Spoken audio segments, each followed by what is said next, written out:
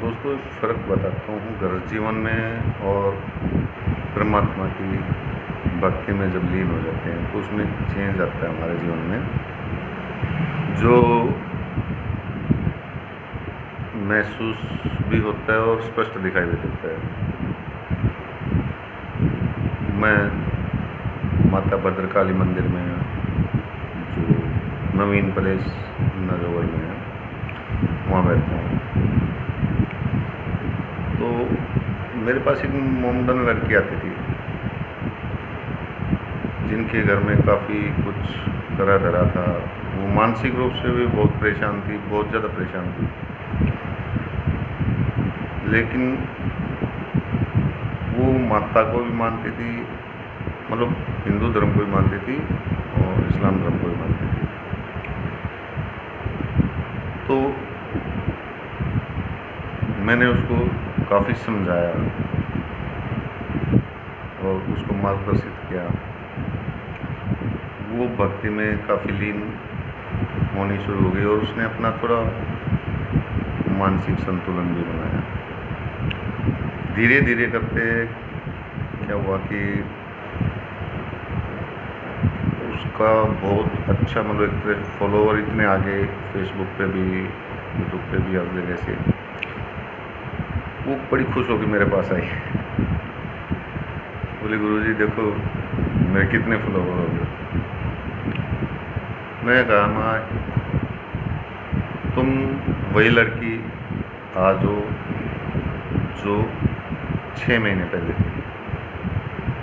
तब परिवार वाले भी तुमसे चिढ़ते थे कि पागल है, इसका दिमाग चला हुआ है। और आज तुम्हारे इतने फॉलोवर हो गए, क्या चेंज आया तुम्हारे अंदर? तुम तो मुझे तो वही लड़की दिखाई देती हो। मेरे समझाने का मतलब ये है दोस्तों कि हम जो हैं वो परमात्मा की देन है, और उसको बढ़ाना, जो हमारे अंदर परमात्मा का वास है, जो जीव है, उसको हम अगर उठाते हैं, जगाते हैं, तो वो महक दूर दूर तक फैलती है, वो आकर्षण दूर दूर तक फैलता है। देखो, गृह जीवन में बहुत उतार चढ़ाव आते हैं, इतने भयंकर भयंकर आते हैं कि आदमी कहानी सुने तो रोने लग जाए। लेकिन इंसान फिर भी प्रयास कर करके उस परिस्थिति से निकलने की कोशिश करता है। सबसे बड़ा अहंकारी जीव वो इंसान है।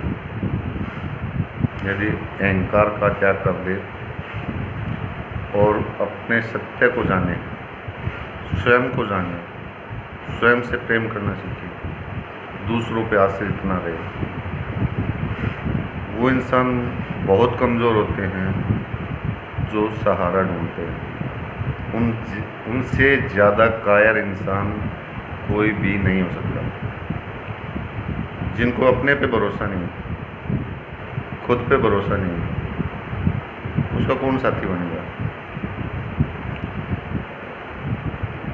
ऐसे मेरे जीवन में बहुत से लोग जुड़े, बहुत से आए गए। मैंने एक ही चीज़ नोट की है कि मकान बनाने में 6 महीने लग जाते। 6 महीने का सब्र है इंसान को, लेकिन 10 मिनट की पूजा करके वो चाहते हैं कि परमात्मा आके उनसे पूछे, भाई बता तेरे को क्या दिक्कत है, मैं दूर करता हूँ। भाई तू मेरा बहुत बड़ा दर्द है। सोच के देखो दोस्तों, कोई भी किसी के साथ कोई रिश्ता है, उस रिश्ते को 10 मिनट तक निभाओ, आधे घंटे तक निभाओ, 1 घंटे तक निभाओ, और उसके बाद बोल दो कि भाई तेरा मेरा कोई रिश्ता नहीं है, सिर्फ 10 मिनट का, 1 घंटे का है। फिर देखो तुम्हारे लिए कितना प्रेमी बनेगा या तुम्हारे लिए कितना करेगा। ये बात समझनी बहुत ज़रूरी है कि परमात्मा क्यों लुप्त है, क्यों जागृत नहीं हो पाता, क्यों हम आगे नहीं बढ़ पाते, क्यों हम पीछे हैं। वासना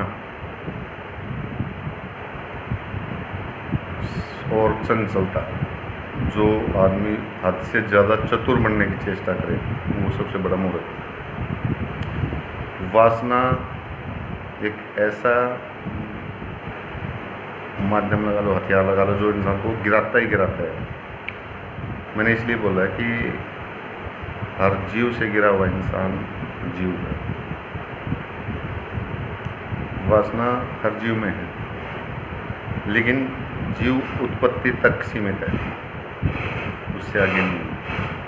एक इंसान ने हर चीज़ को अपने शौक, अपनी स्वाद, ऐसे ऐसे चीज़ जुड़े हैं जो बिल्कुल परमात्मा के समीप होके और इस वासना से पीड़ित होकर वापस अपने ग्रस्त जीवन में उसी नरक में चले गए जहाँ से उन्हें उठाने की बहुत चेष्टा की। दोस्तों, ये जो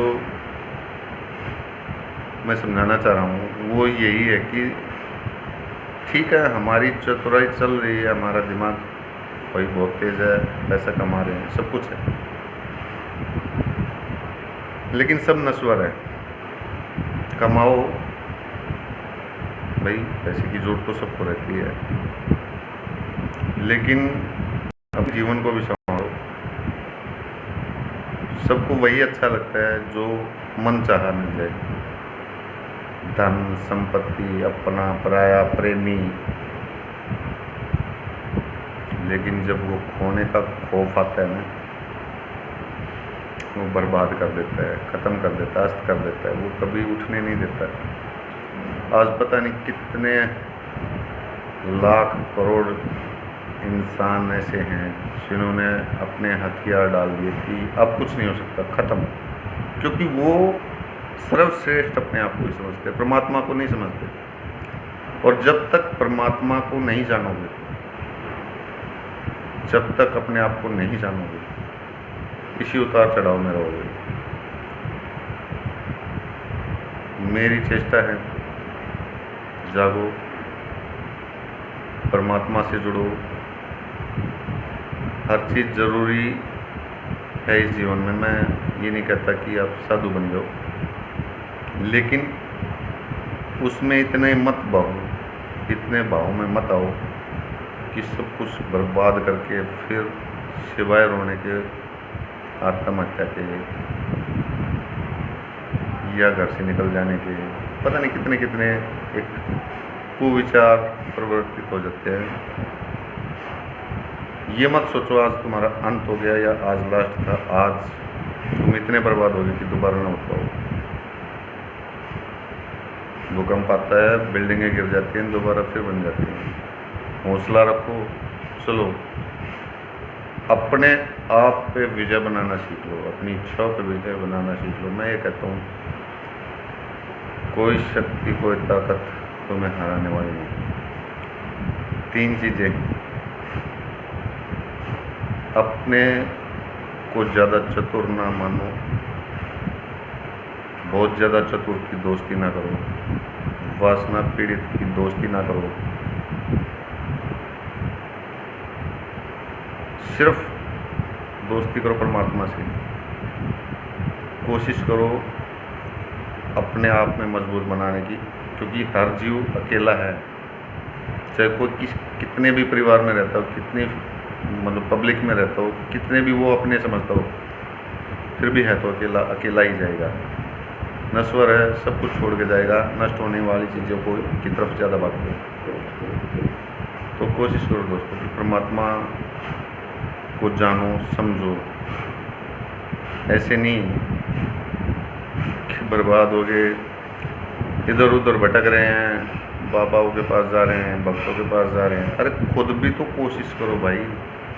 डॉक्टर बैठे हैं, भक्त बैठे हैं, इलाज करते हैं, लेकिन खुद मत करो, ऐसा कोई भी नहीं कहता। चेष्टा करो, स्वयं को मजबूत बनाओ, निकलो। जय श्री राम।